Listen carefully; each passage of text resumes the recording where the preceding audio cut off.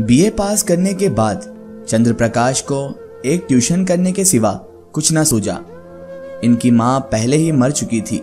उसी साल वालिद भी चल बसे और प्रकाश जिंदगी के जो शीरीन ख्वाब देखा करता था वह मिट्टी में मिल गए। वालिद आला ओहदे पर थे। उनकी वसातत से चंद्र प्रकाश कोई अच्छी जगह मिलने की पूरी उम्मीद थी, मगर वह सब मंसूबे धरे के धरे रह गए और अब गुज़रो औकात के लिए सिर्फ 30 रुपए माहवार की ट्यूशन ही रह गई है। वालिद ने कोई जायदाद ना छोड़ी, उल्टा भूख का बोझ और सर पर लाद दिया। और बीवी भी मिली तो तालीम याफ्ता, शौकीन, ज़ुबान की तरार, जिसे मोटा खाने और मोटा पहनने की निस्बत मर जाना कबूल था।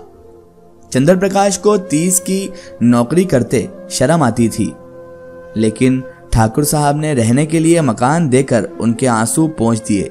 यह मकान ठाकुर साहब के मकान से मिला हुआ था। पुख्ता, हवादार, साफ सुथरा और ज़रूरी सामान से आरास्ता। ऐसा मकान 20 रुपए माहवार से कम में ना मिल सकता था। लड़का तो लगभग उन्हीं की उम्र का था, मगर बड़ा कंद ज़हीन, कामचोर, अभी 9वीं दर्जा में पढ़ता था। सबसे बड़ी बात यह कि ठाकुर और ठकुरायन दोनों पर प्रकाश की बड़ी इज्जत करते थे, बल्कि अपना ही लड़का उसे समझते थे, गोया मुलाजिम नहीं समझते थे। घर का आदमी था और घर के हर एक मामले में उससे मशवरा लिया जाता था। शाम का वक्त था। प्रकाश ने अपने शागिर्द वीरेंद्र को पढ़ाकर चलने के लिए छड़ी उठाई तो ठकुरायन ने कहा, अभी ना जाओ बेटा, जरा मेरे साथ आओ, तुमसे कुछ कहना है। प्रकाश ने दिल में सोचा, वो क्या बात है जो वीरेंद्र के सामने नहीं कही जा सकती। प्रकाश को अलहदा ले जाकर यानी अकेले में ले जाकर अम्मा देवी ने कहा, तुम्हारी क्या सलाह है? वीरू का ब्याह कर दूं? एक बहुत अच्छे घर का पैगाम आया है। प्रकाश ने मुस्कुराकर कहा, ये तो वीरू बाबू से ही पूछिए आप। नहीं, मैं तुमसे पूछती हूँ। प्रकाश ने जरा तजब्जुब से कहा, मैं इस मामले में क्या सलाह दे सकता हूँ? उनका 20वां साल तो है, लेकिन ये समझ लीजिए कि ब्याह के बाद पढ़ना हो चुका, तो इसका मतलब ब्याह अभी ना करूं। तुम्हारी यही सलाह है? जैसा आप मुनासिब ख्याल फरमाएं। मैंने तो दोनों बातें अर्ज कर दी, तो कर डालूं क्या? मुझे ये डर लगता है कि लड़का कहीं बहक ना जाए, फिर पछताना पड़ेगा। प्रकाश बोला, मेरे रहते हुए तो आप इसकी फिक्र ना करें। हाँ, मर्जी हो तो कर डालें, कोई हर्ज भी नहीं है। सब तैयारियां तुम्हें करनी पड़ेंगी, ये समझ लो, तो मैं कब इनकार करता हूँ। प्रकाश ने मजाक में कहा। रोटी की खैर मनाने वाले तालीम याफ्ता नौजवानों में एक कमजोरी होती है जो उन्हें तल्ख सच्चाई के इजहार से रोकती है, और प्रकाश में भी यही कमजोरी थी। बात पक्की हो गई और शादी का सामान होने लगा। ठाकुर साहब उन असहाब में से थे जिन्हें अपने ऊपर भरोसा नहीं होता। उनकी निगाह में प्रकाश की डिग्री अपने 60 साला तजुर्बे से ज्यादा कीमती थी। शादी का सारा इंतजाम प्रकाश के हाथों में था। 10-12 हजार रुपए खर्च करने का इख्तियार कुछ थोड़ी इज्जत की बात नहीं थी। देखते ही देखते एक खस्ता हाल नौजवान जिम्मेदार मैनेजर बन बैठा।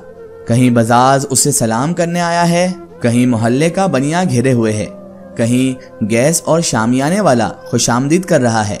वह चाहता तो 200-400 रुपए आसानी से उड़ा सकता था, लेकिन इतना कमीना वो ना था। फिर उसके साथ क्या दगा करे जिसने सब कुछ उसी पर छोड़ दिया हो। मगर जिस दिन उसने 5000 के जेवरात खरीदे, उसके कलेजे पर सांप लौटने लगा। घर आकर चंपा से बोला, हम तो यहाँ रोटियों के मोहताज हैं और दुनिया में ऐसे ऐसे आदमी हैं, ऐसे ऐसे आदमी पड़े हैं जो हजारों लाखों रुपए के जेवरात बनवा डालते हैं। ठाकुर साहब ने आज बहू के चढ़ावे के लिए 5000 के जेवर खरीदे हैं। ऐसी ऐसी चीजें देखकर आंखें ठंडी हो जाएंगी। सच कहता हूं मैं, बास चीजों पर तो आंख नहीं ठहरती मेरी।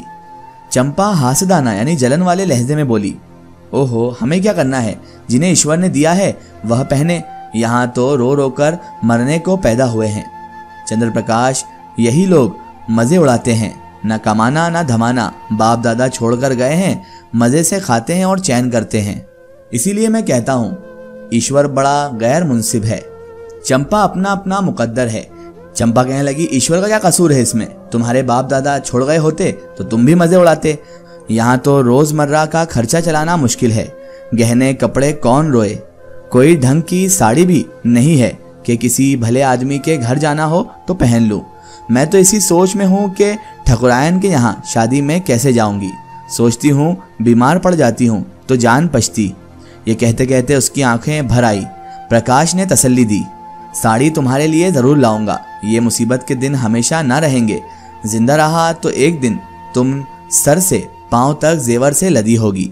चंपा मुस्कुराकर बोली, चलो ऐसी मन की मिठाई मैं नहीं खाती, बस गुजारा होते जाए यही बहुत है।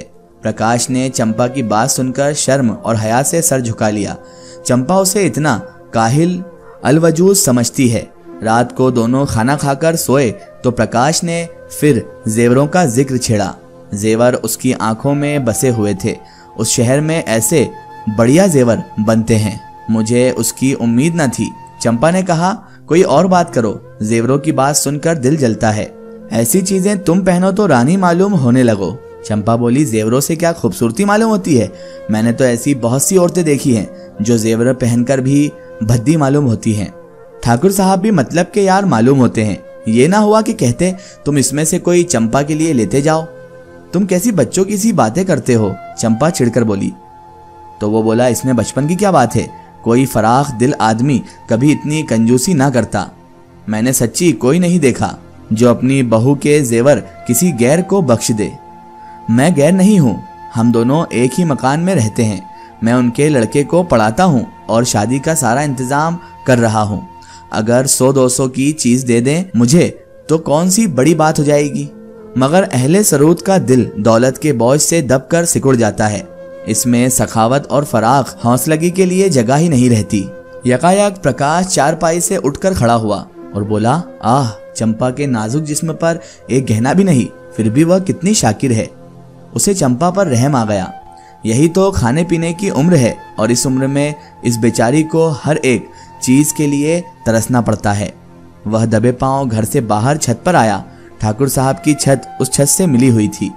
बीच में एक 5 फीट ऊंची दीवार थी। वह दीवार पर चढ़ गया और ठाकुर साहब की छत पर आहिस्ता से उतर गया। घर में बिल्कुल सन्नाटा था। उसने सोचा, पहले जीना से उतरकर कमरे में चलूं। अगर वह जाग गए तो जोर से हंस दूंगा और कहूंगा, क्या चरका दिया है।